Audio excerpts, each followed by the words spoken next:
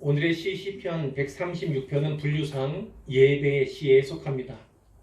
이 시는 곡조에 담겨서 예배 드릴 때에 찬양으로 하나님께 드려진 시다, 이 말씀입니다. 예배 인도자가 각 절에 전반부를 노래하면 회중들은 후반부를 노래함으로써 응답을 했습니다. 예를 들어서 5절을 보면 지혜로 하늘을 지으신 이에게 감사하라. 인도자가 이렇게 선창을 하면 회중들은 그 인자하심이 영원함이로다 라고 후창을 하는 것이죠. 이 시는 26절로 되어 있습니다. 각 절마다 그 끝에 그 인자하심이 영원함이로다 라는 후렴구가 붙어 있습니다. 우리말 성경에 인자하심이라고 번역된 히브리어 단어는 헤세드입니다. 헤세드라고 합니다.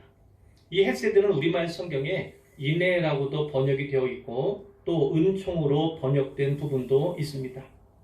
이 헤세드라는 단어는 한결같은 사랑을 의미하지요. 변함없는 영원한 하나님의 사랑을 가리킬 때 헤세드라는 단어를 쓴다는 것입니다.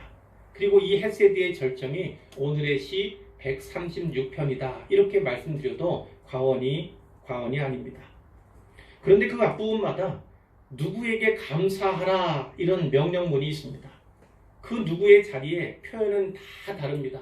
하지만 공통적으로 다 하나님이 계시죠. 그러므로 모든 절이 다 하나님께 감사하라 이 명령을 담고 있는 것입니다.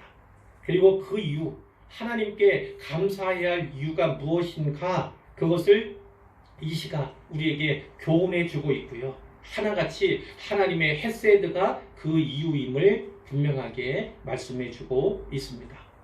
자, 본문을 살펴보면요. 1절에 보면 여호와께 감사하라 이런 명령이 나오는데, 이 여호와 하나님의 자리에 이전에는 신들 중에 뛰어난 하나님 이렇게 되어 있어요. 신들 중에 신이라는 거예요. 신 가운데 신. 그리고 3절에는 주들 중에 뛰어난 주. 주들 중에 가장 뛰어난 주가 우리 하나님 여호와이시다, 이 말씀인데, 이 여호와 하나님께 감사하라는 것이죠. 자, 그 감사해야 하는 이유가 무엇입니까? 물론 뒤에 하나님께서 행하신, 특별히 우리를 위해서 행하신 많은 사역들이 있습니다. 놀라운 기적과 기사들이 있습니다. 그러나 그것 때문에 감사하기보다는 이 시인은요, 하나님의 선하심, 그분은 좋으신 하나님이시다. 그분은 좋으신 하나님이기 때문에 분명히 감사해야 한다. 선하신 하나님이기 때문에 감사해야 한다. 이렇게 말씀을 하는 것이고요. 그 선하심과 그 좋으신 하나님이 우리의 인생에 어떻게 관련 지어지는가? 하나님의 인자하심, 영원한 인자하심으로 말미암아서 우리가 그분께 감사하도록 하나님께서 역사하시고 늘 도우신다, 이렇게 말씀을 하시는 거죠. 하나님께서는 좋으신 하나님, 선하신 하나님이기 때문에 감사해야 하고, 그리고 헤세드를 주시는, 헤세드의 은혜를 주시는 하나님이기 때문에 그 하나님 여호와께 감사해야 한다, 이렇게 말씀하고 있는 것입니다. 4절에 보니까 홀로 큰 기이한 일들을 행하시는 이게 감사하라, 이런 말씀이 있죠. 하나님께서는 큰 기사를 행하시는 분이에요. 기이한 놀라운 일들을 행하시는 분이 우리 하나님이시다, 그 말씀이고, 그 하나님께 감사하라, 이렇게 이제 우리에게 요청하는 것이죠. 자, 창조 세계 속에서 하나님의 놀라운 일들을 우리가 살펴볼 수가 있습니다. 하나님의 기사는 창조 세계에서도 발견할 수 있다. 그것을 우리가 염두에 두어야 하고요. 하나님은 창조의 하나님이시다, 이렇게 시인이 노래하는 것입니다. 5절에 보니까 지혜로 하늘을 지으신 이에게 감사하라, 땅을 물 위에 펴신 이에게 감사하라, 이런 말씀이 있습니다. 하늘을 지으셨어요. 땅을 지으셨습니다. 한자로 하다 보면 천지지요. 천지를 지으신 분이 우리 하나님 여호와시다, 이 말씀이에요. 굳이 나누자면 이 하늘과 땅은 공간을 말하잖아요. 하나님께서는 공간을 창조하신 하나님이세요. 7절을 보면 큰 빛들을 지으신 이, 이렇게도 나옵니다. 여기 큰 빛은 그냥 빛이 아니라 광명체들을 말합니다. 광명체라고 하면 해, 달, 별들을 말하는 거죠. 해와 달과 별들을 지으신 하나님께 감사하라 이렇게 말씀을 하는 것이고요. 8절에 보면 해로 낮을 주관하게 하신 이 이렇게 말씀하고 있어요. 또 9절에 보면 달과 별들로 밤을 주관하게 하신 이 이렇게도 말씀하고 있습니다. 단지 해와 달을 지었다 그것만 아니라 해와 달을 지으심으로써 낮을 만드시고 또한 밤을 만드셨다는 거죠. 결국은 시간을 만드신 하나님에 대해서 노래하고 있는 것입니다. 하나님께서는 공간도 만드셨고 또 시간도 창조하신 분이다 이렇게 노래하고 있는 거죠. 두 번째로 보면요, 그 이하의 10절 이하의 말씀은 이스라엘 역사 속에서 하나님께서 어떠한 기사, 어떠한 기이한 일들을 펼치셨는가 그것에 대해서 노래하고 있는데요. 첫 번째로 볼 것은 10절에서 15절까지입니다. 이것은 출애굽에 관한 것이고 하나님을 출애굽의 하나님으로 노래하고 있는 것입니다. 10절에 보면 애굽의 장자를 치신 이에게 감사하라. 자, 어떤 내용인지는 아시죠?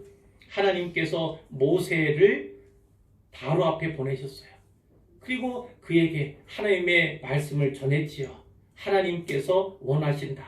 그들을 광야로 보내라. 내 백성을 보내라. 그들이 나를 찬양하며 나를 예배할 것이다. 이렇게 계속해서 메시지를 전했는데 애굽 왕 바로가 말을 듣지 않잖아요. 하나님께서 10가지 재앙을 내리시지만 바로의 완악함, 그 완악함은 더해져만 갑니다.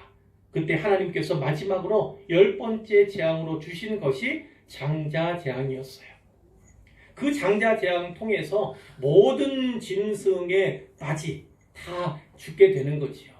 그리고 모든 사람들 가운데 첫째가 다 죽게 됩니다. 그러나 하나님께서 모세에게 미리 말씀하셨어요.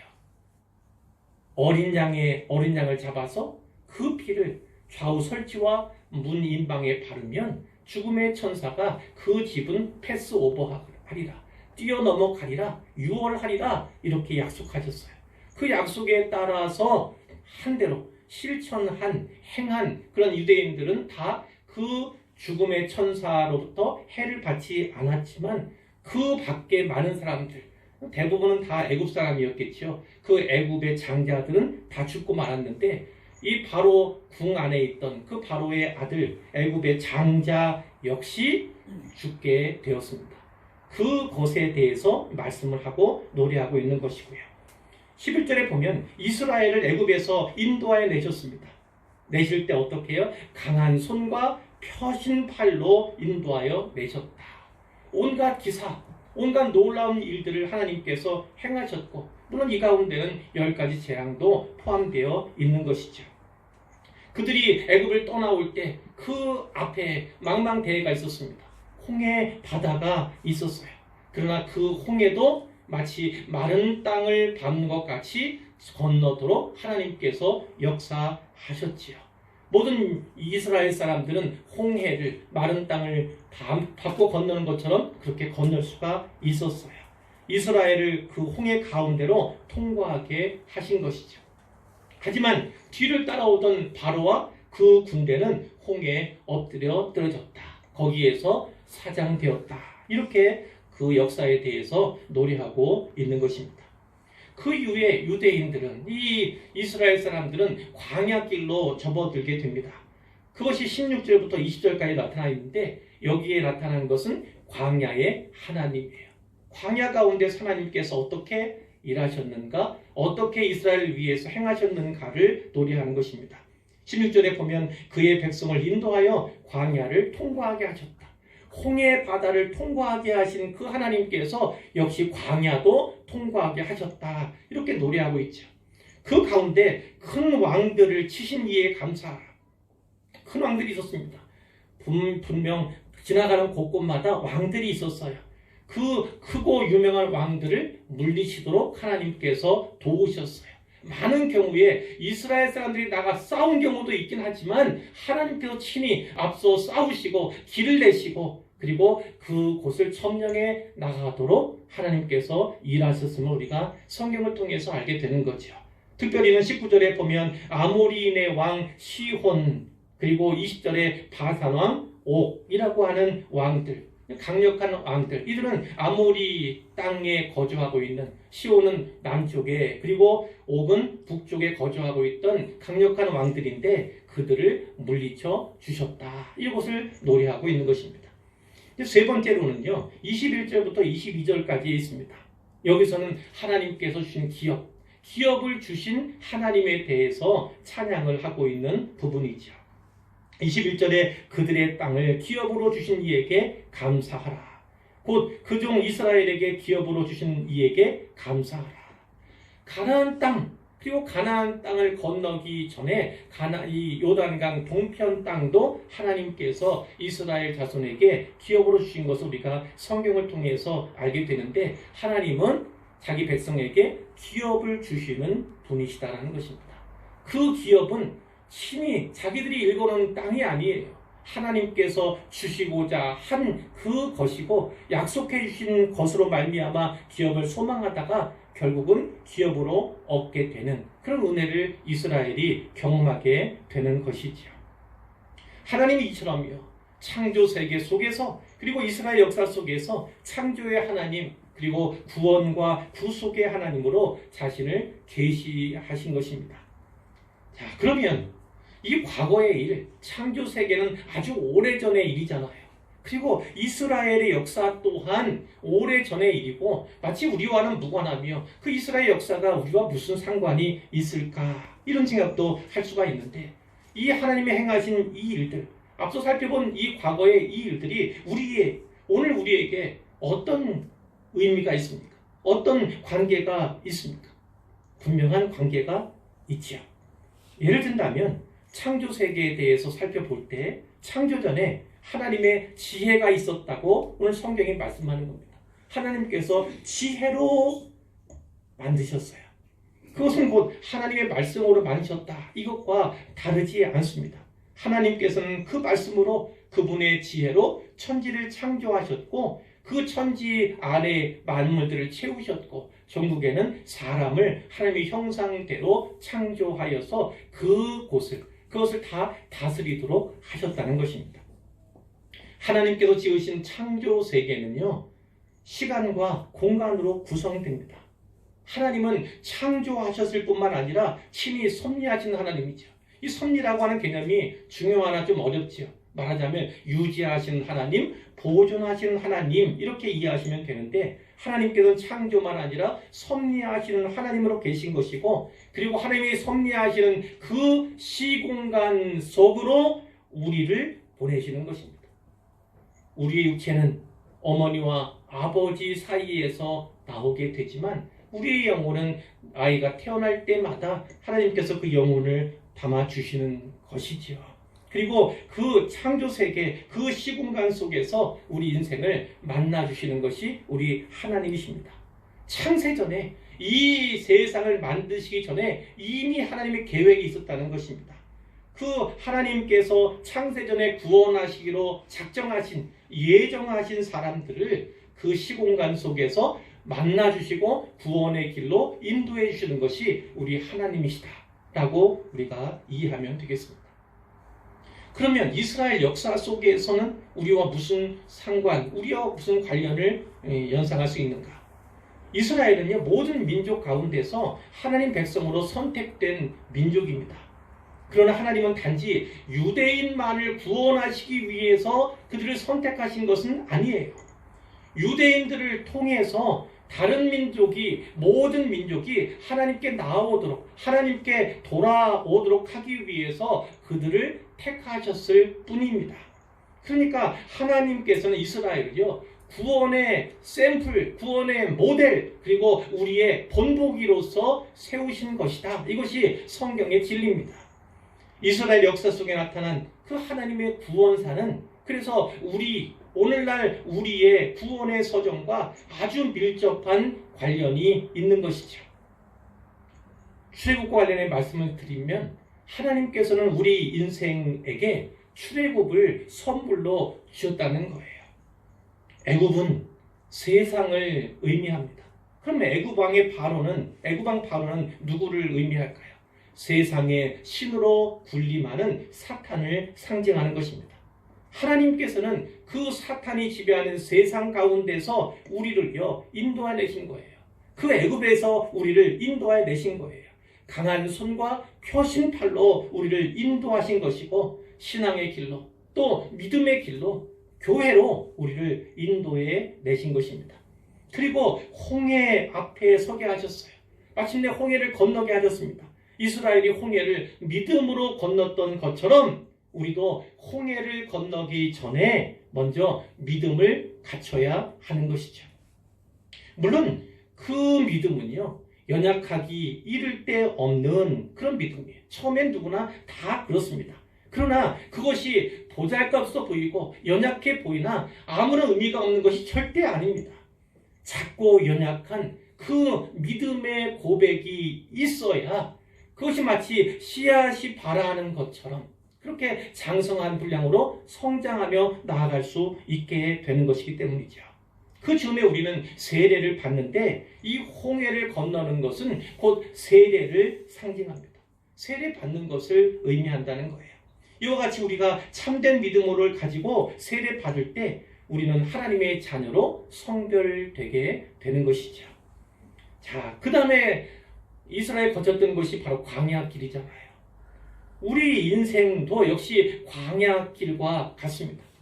이 광야는 흔히 인생길을 의미하지만 구약의 교회를 의미할 수 있고, 역시나 광야 교회를 뜻하기도 합니다.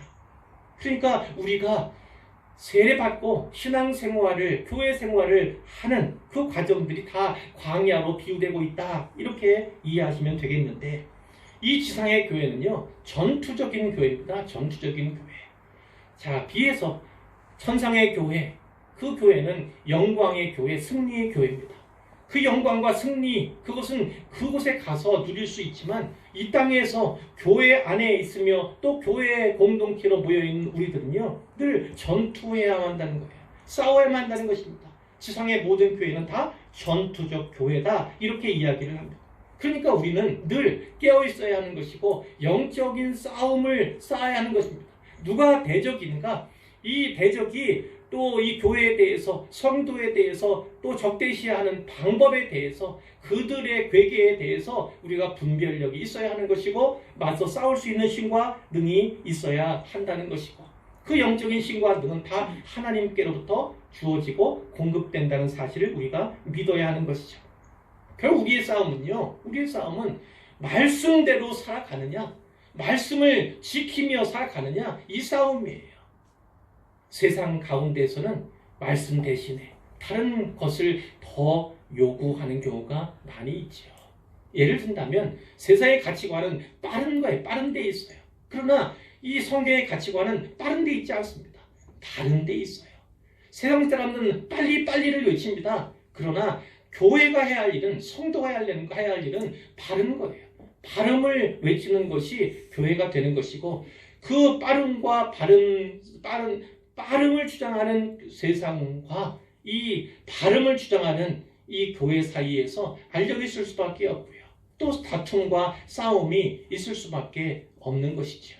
물론 교회는 그 세상을 대표하는 기관이고 그 세상을 변화시켜야 하는 기관이기 때문에 또 우리의 정체성은 그 세상과는 비교할 수 없이 고귀한 것이긴 하지만, 어찌 되었든 그 분별력과 거룩함에 구별이 없고서는 세상을 변화시킬 능력은 결코 있지 않다, 이렇게 기억하시면 되겠습니다. 16절에 보면 그의 백성 인도하여 광야를 통과하게 하신 이런 말씀도 있었고, 또 큰 왕들을 치신 이들, 그것도 나와 있잖아요.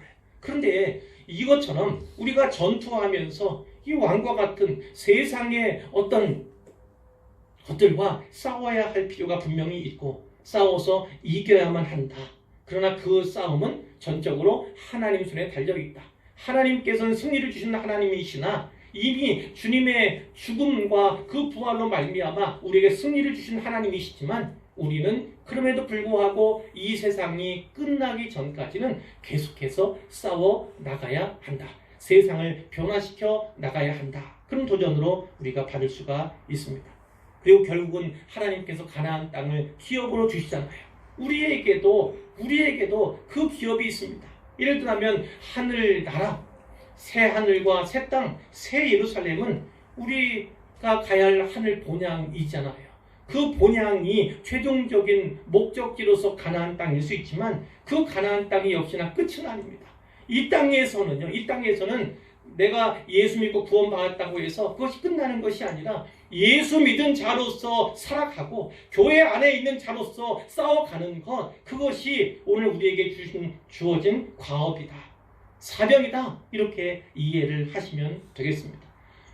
천국에 들어가기 전까지는, 주님이 다시 오시기 전까지는요, 우리는 계속해서 싸워야 하고 하나님께서 약속하신 그 기업을 쟁취하기 위해서, 얻기 위해서 힘쓰고 애써야 하는 것이 우리의 사명임을 꼭 기억해야만 하는 것이죠. 그리고 이제 이 시의 끝부분, 제가 본문으로 삼은 23절부터 26절까지의 말씀이 있는데, 이 말씀은, 이 본문은 오늘 우리 신자의 삶을 요약적으로 보여준다고 할 수 있어요. 23절에 보면 우리를 비천한 가운데에서도 기억해 주신 이에게 감사하라, 이 말씀이 있지요. 물론 신학적으로 보면 이 비천한 가운데, 이것을 그 바벨론에 포로되어 갔던 그 포로 시기로 이제 이해할 수도 있어요. 그 포로 시기조차도 귀환하게 되는데 그것을 제2의 출애굽이다, 이렇게 신학적으로는 해석을 하잖아요. 그러나 그 출애굽과 제2의 출애굽이 아니더라도 우리의 인생, 우리의 신앙의 여정들을 돌아보면 우리는 비천한 가운데 있었을 때 하나님을 만난 경험들이 많이 있어요. 내가 잘 나갔을 때, 내가 형통할 때, 내 힘으로, 내 지혜로 무엇이든 다 할 수 있을 것 같을 때 하나님을 만난 것이 아니라 진짜 낮은 자리에 있었을 때, 진짜 골짜기와 같은 그 자리에서 눈물 흘리며 그리고 고통스러워하며 괴로워하던 그때 우리 하나님을 만난 기억들이 있을 거예요. 하나님께서 우리를 살피시다가 그리고 우리를 창세전에 기억하였던 그 기억을 다시 또 아낌없이 어김없이 보여주셔서 우리에게 그 기억의 유산들을 베풀어 주시는 것이죠. 그리고 우리를 찾아오시고 우리를 만나 주시는 거예요. 그로 말미암아 비천함 가운데서 우리가 구원받게, 건짐받게 된 것인데, 그 하나님의 인자에 대해서, 영원하신 헤세드에 대해서 찬양하라, 감사하라, 이렇게 요청하고 있는 것이죠. 뿐만 아니라 우리의 대적에게서 건지시에 감사하라, 이런 말씀도 있습니다. 우리가 잘 이해하지 못하고 우리가 이것으로는 잘 알 수 없지만 우리는 분명하게 사탄이라고 하는 대적, 그와 맞서는 자들이고요. 뿐만 아니라 사망, 죽음과 맞서는 자들이고, 그리고 죄와 맞서는 자들임을 꼭 기억해야 합니다. 세상에 있을 때 우리가 알든 우리가 깨닫든 아니면 그렇지 못하든 간에 우리는 죄의 종으로 살았고, 우리는 사망의 종으로 살았으며 결국 사탄의 종으로 살았던 것이 바로 우리예요.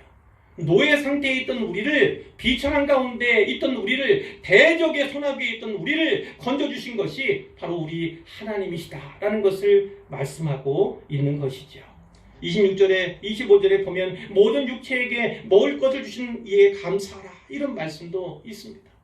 하나님은 창조하실 뿐만 아니라 그 생명 있는 창조물들을 먹이시는 하나님이에요. 입히시는 하나님입니다. 육체에게 공급해 주셔서 그로 하여금 생존케 하시는 하나님, 보호하시는 하나님이 우리 하나님임을 분명하게 말씀하는 것이죠. 신명기 8장 2절 이하에 보면 이런 말씀이 있잖아요. 네 하나님 여호와께서 40년 동안에 네게 광야 길을 걷게 하신 것을 기억하라, 이런 말씀이 있습니다. 하나님께서는 인생에게 광야 길을 주신다는 거예요. 인생 자체가 광야로 이렇게 표현되기도 하고, 또 교회, 광야 교회 이렇게 표현되고 있지만 우리의 삶, 우리의 신앙생활이 역시 광야로서 주어졌다는 사실을 우리가 잊지 말아야 합니다. 하나님께서 우리에게 앞에 광야를 주신 이유가 무엇입니까? 이는 너를 낮추시며 너를 시험하사 네 마음이 어떠한지 그 명령을 지키는지 지키지 않은지 알려 하심이라 분명하게 말씀하고 있어요. 결국은 말씀이에요. 하나님 말씀에 순종하는지, 그 말씀대로 살아가는지, 그 말씀을 준행하는지, 그것이 바로 믿음이 있는지 없는지를 판단하는 기준이기 때문에 하나님께서 우리를 믿음의 사람으로 가꾸어가고 또 키워가고 살아가게 하시기 위해서 우리 앞에 때로 40년이나 되는 오랜 광야 길을 주시기도 한다, 이 말씀이에요. 자, 또한 너를 낮추시며 너를 줄이게 하시며 또 너도 알지 못하며 네 조상들도 알지 못하던 만나를 내게 먹이신 것은, 자, 어떤 이유인지 아시죠? 사람이 떡으로만 사는 것이 아니요 여호와 입에서 나오는 모든 말씀으로 사는 줄을 내가 알게 하려 하심이니라. 하나님께서 결국은 우리에게 광야의 길, 어렵고 힘든 길, 목마르고 배고픈 그 길을 주시는 이유는 무엇이냐면 하나님의 말씀, 그 말씀대로 사는가, 그 말씀대로 살도록 우리를 권고하시고 우리를 이끌어 가시기 위해서 주신다는 거예요. 세상 사람들은 단지 떡만을 바라봅니다. 떡으로 살 수 있을 것으로 생각합니다.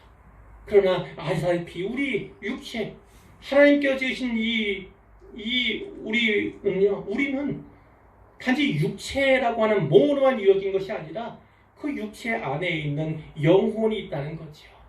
그 영혼은 결코 떡을 많이 먹는다고 해서, 내가 늘 풍족하게 배부르게 먹는다고 해서 채워지는 것이 아니에요.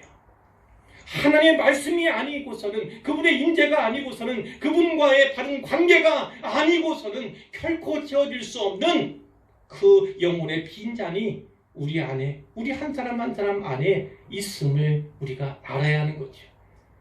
하나님만이 그 빈 공간, 빈 잔, 영혼의 처소를 채우실 수 있는 분임을 꼭 기억하시기를 바랍니다. 때로 하나님께서 우리의 광야 주시는 이유는 우리가 표로 잡고 또 암기하며 또 붙잡고 기도했던 그런 것이지만, 광야에 길을 내시는 하나님, 사막에 물을 내시는 하나님을 경험하도록 하시려는 하나님의 놀라운 뜻이 있습니다. 그 광야 길에서 목마르고 줄일 때 열사 그 지역에서 하나님의 기사가 더욱 놀랍게, 물론 하나님의 기사는 다 놀라운 것이지만 우리가 연약할 때, 우리가 부족할 때, 우리가 곤고할 때, 우리가 줄일 때, 우리가 목마를 때 하나님의 그 기사가 더욱 놀랍게, 특히 나와의 상관성 속에서 더욱 보배롭게 다가오는 것이거든요. 그것은 하나님 편에서가 아니라 우리 편에서 이해할 수 있는 부분이에요. 우리가 너무나 연약하기 때문에 연약할 때야 비로소 그 은혜를 받아들이고 마음문을 열게 되기 때문에 때로는 하나님께서 광야라고 하는 인생의 무대 장치를 우리를 위해서 예비하시고 내어주신다, 이렇게 이해하시면 되는 것이죠. 코로나19 시대잖아요. 신학계에서도 그리고 교계에서도 이 코로나19에 대한 연구가 많이 일어나고 있습니다. 코로나19 전과 후 얘기가 있어요. 코로나19로 말미암아 그 기준으로 코로나19 전과 후가 나뉘어진다, 세상이 바뀐다, 이런 개념을 가지고 또 연구를 진행하고 있기도 합니다. 흔히 말하는 것이 이렇습니다. 이 코로나19 전과 후, 오늘날이 후지요. 교회에 대해서 생각들이 많이 바뀌게 된 거예요. 그 전에는 교회가 건물이 아님에도 불구하고 건물 중심으로 신앙생활을 했던 거예요. 그러나 성경이 말씀하는 바 교회는 건물이 아니라 사람이다라는 거죠. 믿는 자들이 바로 교회인데 그 교회의 분명한 가치, 원래의 가치를 회복할 수 있도록 하나님께 준 기회로 받기도 합니다. 교회는 건물이 아니에요. 교회는 사람입니다. 건물의 가치는 퇴색되고 이제 사람의 가치, 신자 자체의 가치가 더욱더 부각되는 그런 시대라는 거예요. 예배도 그렇습니다. 예배도 이제 하나님 앞에서 어느 곳이든 하나님께 무릎 꿇고 그분의 임재를 사모하며 나아가면 이제 예배 드릴 수 있는, 이제 2단계로 사회적 거리두기가 격상되면 우리는 또 비대면 예배를 드릴 수밖에 없어요. 온라인 예배를 드릴 수밖에 없는데 이 예배당에 모일 수 없고 나올 수 없잖아요. 그러나 가정에서도 혹은 직장에서도 여전히 예배를 드려야 하는 것이 우리의 모습이어야 하죠. 그런데 이 예배당에서 드리는 이 예배만 아니라 가정에서 각 처소에 드리는 예배 가운데서 하나님의 임재를 느끼고 경험하면서 그분께 영광을 드리고 기쁨을 드릴 수 있는 예배대로 서야 하는 것이 오늘날 우리의 모습이어야 한다는 거예요. 뿐만 아니라 가정의 가치에 대해서 좀 더 눈뜨는 계기가 되었던 거예요.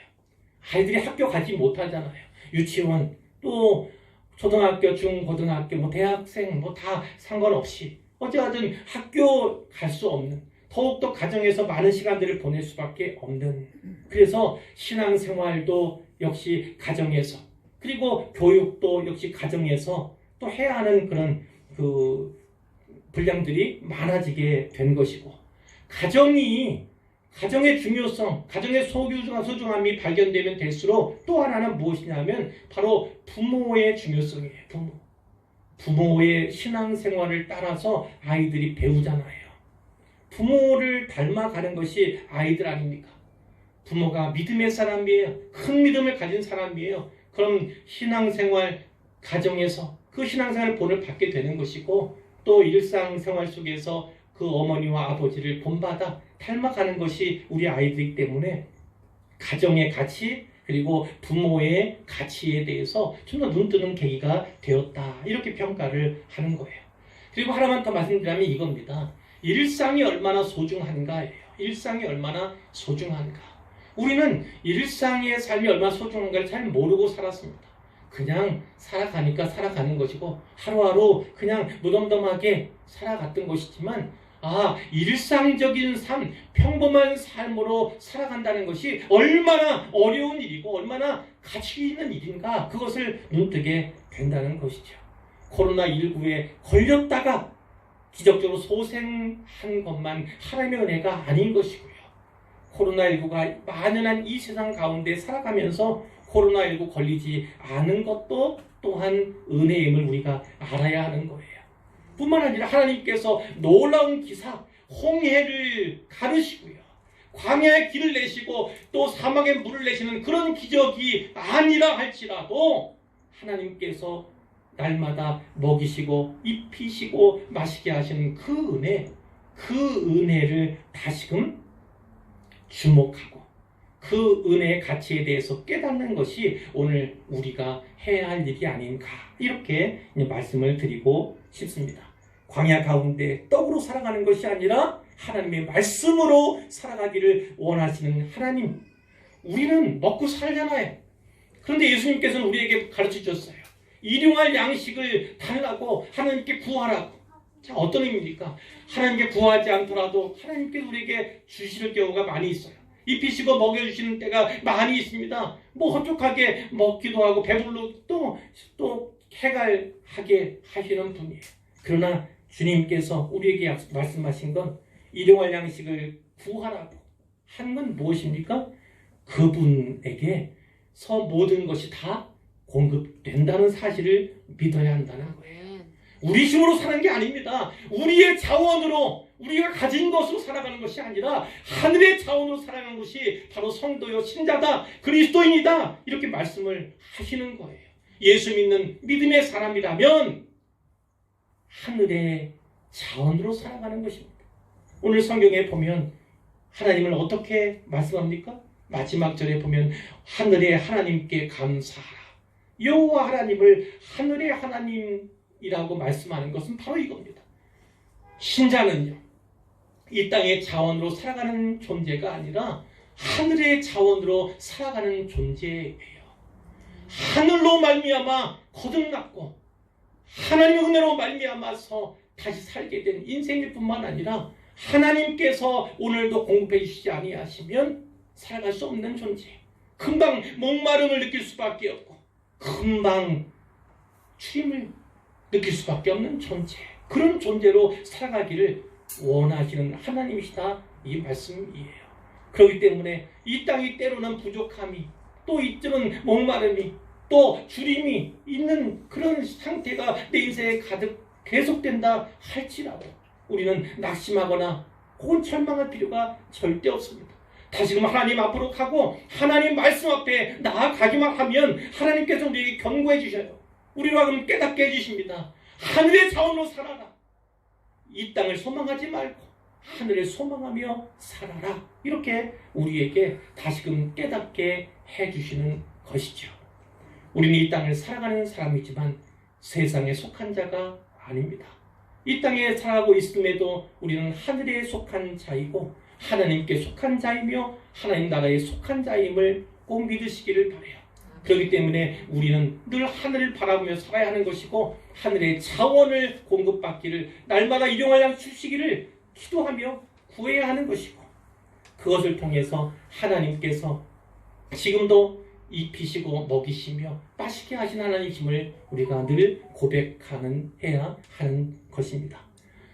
오늘 추수감사절입니다. 하나님께서 이제까지 1월 1일부터 시작해서 지금까지 나에게 베풀으신 은혜가 어떠했는가.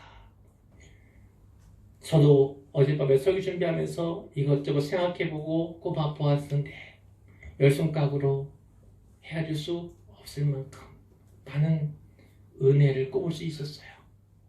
그러나 더 중요한 것은요, 손가락으로 꼽지 않은 그 더 많은 것들도 다 하나님께서 우리를 위해서 행하신 기적이고 기사임을 믿어야 한다는 것입니다. 일상이 소중함을 다시금 깨닫게 된다는 것, 일상을 일상대로 평범하게 그리고 아무런 염려 없이 탈 없이 살아갈 수 있도록 배려하신 도우시는 하나님의 역사가 기적의 역사가 있었음을 우리로 하여금 알게 하시려는 하나님의 뜻이 있다. 이렇게 이해를 하시면 되겠고요. 이제 우리 교회가 설립 4주년을 맞았습니다. 설립 4주년 열을 지내오는 그 가운데에서 하나님께서 우리에게 베풀어 주신 은혜들이 있습니다. 은혜들이 있어요. 역시나 손으로 꼽을 수 없고 헤아릴 수 없는 많은 것들이고 크고 놀라운 것들입니다. 이제까지 하나님께서 그렇게 일해 오셨고 우리를 위해서 또 우리 교회를 위해서 또 나를 위해서 행해 오셨음을 기적을 베풀어 오셨음을 꼭 기억하면서 앞으로도 하나님께서 베풀어 주실 그 은혜들에 대해서 그 사랑에 대해서 깊이 마음에 새기고 더 큰 소망과 소원을 품는 우리 모두가 되기를 주님의 이름으로 축원합니다.